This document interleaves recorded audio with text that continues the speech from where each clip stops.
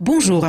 À notre avis, au cours de la deuxième moitié de février, l'euro-dollar et l'or devraient continuer à connaître le retrait.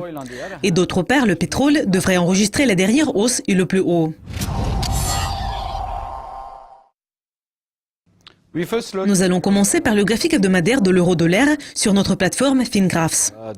Le graphique hebdomadaire présente les perspectives pour ces quelques prochains trimestres. Nous observons une tendance baissière depuis un certain temps, et il a déjà atteint ses objectifs impulsifs à la baisse. Notre indice de risque est actuellement dans la zone de survente. Nous pensons que cette tendance est assez forte, qu'elle n'est pas encore terminée et qu'elle pourrait connaître un retest. Mais au cours des prochains trimestres, elle pourrait commencer à changer de direction. Sur le graphique journalier présentant les perspectives pour ces quelques prochains mois, nous voyons un très bon rebond depuis la mi-décembre. Ce mouvement a atteint nos objectifs de correction et l'euro-dollar commence à reculer à nouveau. Notre indice de risque connaît également une baisse. Nous pensons que les niveaux bas pourraient être atteints et testés d'ici la fin de ce mois et au début de mars. Sur le graphique horaire, nous avons vu la première baisse et nous avons atteint le niveau de soutien de nos objectifs de correction légèrement au-dessous de 1,06. L'indice de risque entre dans la zone de survente et nous pouvons voir un peu de travail autour de ces niveaux. Cependant, nous pensons qu'aussi bien que sur le graphique journalier, ce niveau de soutien devrait être dépassé au cours de ces quelques prochaines semaines. Et nous pensons également qu'il y aura un retest. Et passons à l'or. Nous avons une situation pareille, mais un peu plus forte. Sur le graphique hebdomadaire, il y a toujours une tendance baissière. Nos objectifs ont été presque atteints, mais cette tendance pourrait se poursuivre pendant un peu plus longtemps. L'indice de risque est également dans la zone de survente, ce qui signifie qu'au cours de ces quelques prochains trimestres, nous pourrions voir une inversion de cette tendance. Sur le graphique journalier, nous voyons également ce fort rebond depuis la mi-décembre. Et ce mouvement a atteint ses objectifs de correction. Tant que l'or reste au-dessous du haut de la fourchette de ses objectifs de correction, c'est-à-dire au-dessous de 1280, ce mouvement est toujours considéré comme correction. Nous pensons qu'aussi bien que dans le cas de l'euro-dollar, il y aura probablement un léger retrait de ce mouvement d'ici la fin de février, le début de mars. Il y a toujours une tendance haussière sur le graphique journalier, mais elle est probablement prête à changer de direction. Nos deux enveloppes touchent l'une l'autre et l'indice de risque recule à nouveau. Les objectifs que nous avions fixés ont également été atteints il y a environ une semaine. Donc nous observons une situation un peu plus forte que celle de l'euro. Mais nous voyons toujours une tendance baissière sur le graphique hebdomadaire. Cependant, l'indice de risque a déjà atteint la zone de survente. Sur le graphique journalier, il y a eu un très bon rebond vers les objectifs de correction. Et sur le graphique horaire, la tendance haussière est probablement terminée. Donc nous nous attendons à un retrait d'ici la fin de février, le début de mars. Et jetons un coup d'œil au marché boursier. Nous allons analyser ces trois graphiques ensemble car ils montrent toujours une tendance haussière. Le graphique hebdomadaire pourrait être considéré un peu surévalué, car l'indice est entré dans la zone de surachat et a atteint ses objectifs.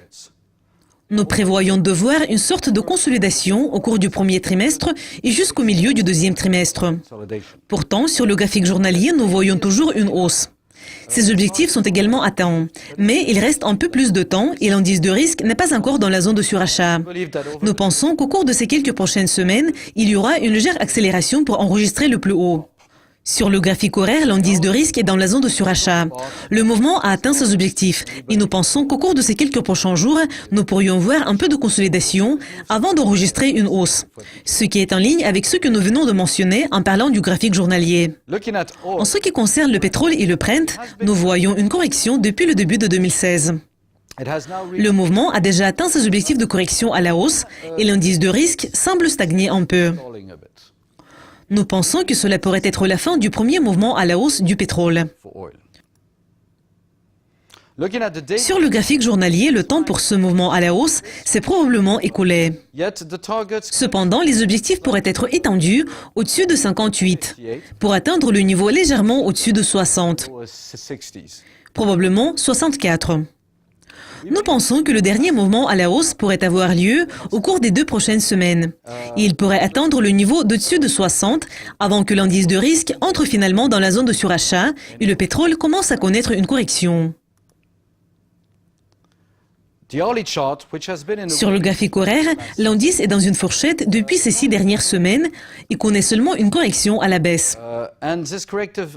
Et cette position de correction, à notre avis, pourrait mener à une nouvelle accélération. Nous allons le voir si nous pouvons rester au-dessus du niveau de 54,50, qui représente le soutien de nos objectifs de correction. Donc, pour résumer nos prévisions sur le pétrole, nous pouvons dire que sur le graphique hebdomadaire, il y a une correction à la hausse qui est probablement terminée pour le moment.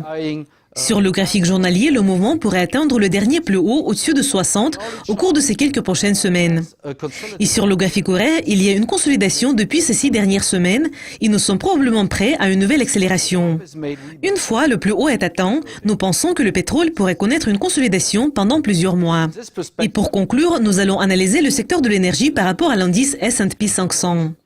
Nous pouvons voir que le rebond sur le graphique hebdomadaire a été très faible par rapport à la tendance baissière que nous avons connue en 2014-2015 et que l'indice de risque commence à changer de direction. Sur le graphique journalier, nous observons déjà un affaiblissement par rapport au niveau enregistré au début de décembre. Nous avons déjà atteint le niveau de soutien des objectifs de correction. Sur le graphique horaire, l'indice de risque est dans la zone de survente. Il devrait rebondir en ligne avec nos prévisions sur le pétrole au cours de ces quelques prochaines semaines. Cependant, en général, nous pensons que ces 3 graphiques témoignent d'un affaiblissement du secteur de l'énergie. Si les objectifs de correction sont dépassés, il y aura une baisse assez importante. C'est tout pour aujourd'hui. Merci beaucoup. Au revoir.